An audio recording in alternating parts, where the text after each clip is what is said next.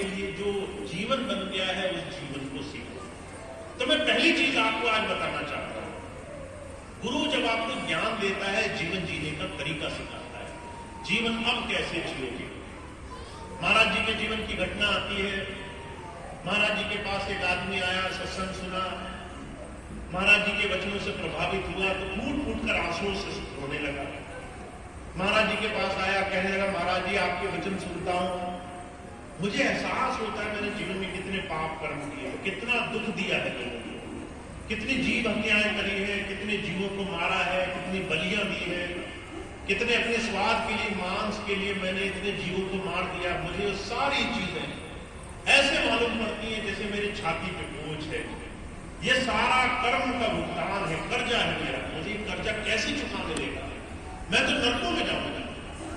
महाराज जी ने उसकी हालत देखी, महाराज जी ने उससे बात की, कहने लगे तुम नाम ले लो। वो राजी हो गया। महाराज जी कहने लगे बस एक शर्त है, जो कर रहा था वो आगे होगा, पीछे जो कर चुका है उसकी जिम्मेदारी नहीं। कहा राम नाम हृदय पड़ा, भया पाप का नाश, जैसे चिन्ही आपकी पड़ी पुरानी। राम नाम, गुरु नाम अगर दिल में पड़ जाए, तुम सच्चे दिल से उसे अपना लो कि गुरु जी आज तुमसे तुम मेरे हुए, अब से मैं तुम्हारी मौज में, तुम्हारी रजा में रहने को तैयार हूं, जैसे तुम कहते वैसे जीवन जीऊंगा। राम नाम, गुरु नाम तुमने दिल में धारण करने का मन बना लिया कि आज से गुरु जी तुम मेरे हृदय में वास करो। तो वो कहते हैं राम नाम की, गुरु नाम की बड़ी महानता है। जैसे मनो तुम्हारा सूखा घास का ढेर लगा हो, उसको चाहे उठाने के लिए तुम्हें हजारों मजदूर लगे, पर कहते हैं एक तीली, एक जलती हुई चिंगारी का छोटा सा कण काफी होता है उस मनो ढेर को राख में बदलने में। ऐसे गुरु नाम का सच्चा प्रकाश तुम्हारे पुराने अनगिनत कर्मों का नाश करने के लिए काफी है। तुम्हारे सारी बुराइयों का नाश गुरु जी के नाम से संभव है। तो उसके लिए तुम्हें एक छोटा सा संकल्प लेना पड़ेगा, तुम जीवन आगे कैसे जियोगे। तुम गुरु जी के साथ जुड़ गए तो तुम्हारा आगे का जीवन कैसा बनेगा। तो मैं स्वामी जी की 3 चीजें आपको याद दिलाना चाहता हूं, उन 3 चीजों को आप याद करें। स्वामी जी के 3 नियम है, आजकल मैं बड़ा जोर से लोगों को रटाता हूं, इतना रट लो कि भूल के भी उन चीजों को भूल न पाओ। पहला स्वामी जी का नियम जो स्वामी जी नाम देने से पहले दिया करते थे कि तुम्हें शुद्धता रखनी पड़ेगी, तुम्हें आहार और विहार की शुद्धता रखनी पड़ेगी। अब आहार की शुद्धता हम समझ गए आसान है, हमने मांस नहीं खाया, शराब नहीं पी, नशा नहीं किया, गलत चीजों का सेवन नहीं किया, मिथ्याहार नहीं किया, हम इन चीजों से बचने लग गए। हमने सोचा ये शुद्धता बन गई, पर महाराज जी कहा करते थे वो छोटा सा हिस्सा है। तुमने शुद्धता का बाहरी दैनिक रूप समझा कि तुमने मांस नहीं खाया, तुमने शराब नहीं पी, पर मानसिक शुद्धता क्या है, तुम्हारे विहार की शुद्धता, जीवन की शुद्धता क्या है कि तुम अपने मन को भी संसार की तरह तरह के प्रभावों से मुक्त रखना। ये ठीक वैसे ही संभव है जैसे मांस को खाना और न खाना संभव है।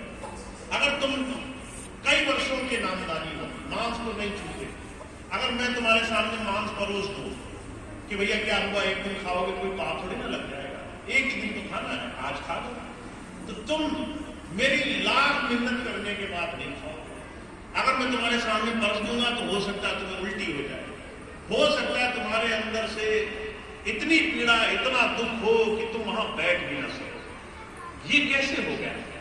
क्योंकि तुमने अपने मन में उस चीज का प्रतिबंध कि मैं ये नहीं कर सकता इतना मजबूत कर लिया कि कोई चाहे भी तो तुम्हें मांस खिला नहीं सकता। जहां मांस कटता होगा तुम वहां से भी नहीं गुजरोगे, जहां मांस पकाया जाता होगा वहां नहीं जाओगे, सिर्फ इसलिए कि मन में बिठा लिया कि गुरु जी का यही आदेश है। पर विहार की शुद्धता में तुम ऐसा नहीं करते। और जो कहा करते थे इसलिए पहला नियम तुम्हारा अधूरा रह जाता है। विहार की शुद्धता क्या है कि जैसे तुमने मांस को शरीर में नहीं आने दिया, ऐसे तुम गलत झूठे एक बड़े मिथ्या प्रभाव को अपने मन में बना देते हो। मान लीजिए कोई तुम्हारा पड़ोसी है, वो तुम्हारी बुराई कर रहा है, तुम्हारे पीठ पीछे या तुम्हारे सामने तुम्हें देखकर या अनदेखा वो तुम्हारी खूब बुराई में लगा है, कह रहा है झूठा है, मक्कार है, चोर है, बदमाश है, ये आदमी बड़ा निकम्मा है, ये आदमी बड़ा गलत काम करता है। चाहे तुम भाई हो या बहन हो, अगर तुम कई बार अपने पड़ोसियों की निंदा सुन लेते हो कि पड़ोसी निंदा करता है, कई बार आप इस चीज की कल्पना करके देखना, आप सोच के देखो, मान लीजिए कोई आदमी मेरी बुराई कर रहा है, पड़ोसी हो, घर का हो, घर में ही परिवार में हो, आजकल तो घर में ही कीर्तन बहुत है, कोई जो है बहू बेटी, कोई ननद सास, कोई ये वो, सब लगे हैं एक दूसरे की छोटी छोटी बातों को खींचने में। आप एक ऐसे व्यक्ति की याद करके देखो जो आपकी निंदा कर रहा है, वो आपको कहता है तुम झूठे हो, तुम चोर हो, तुम सारे गलत काम करते हो, तुम्हारा दिल जानता है कि सब झूठे जो बोला जा रहा है,